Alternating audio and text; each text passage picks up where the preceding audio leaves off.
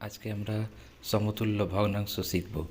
কোষে দেখি 1.3 ক্লাস 6।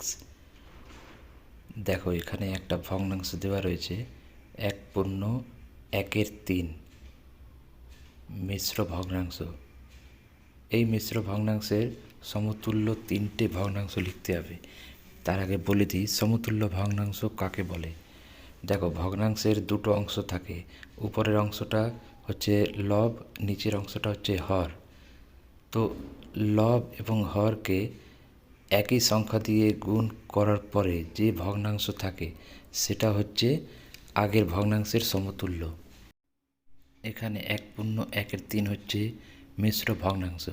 এই মিশ্র ভগ্নাংশকে আমরা অপ্রকৃত ভগ্নাংশে পরিণত করার পরে দেখো কি হয়েছে, 4/3।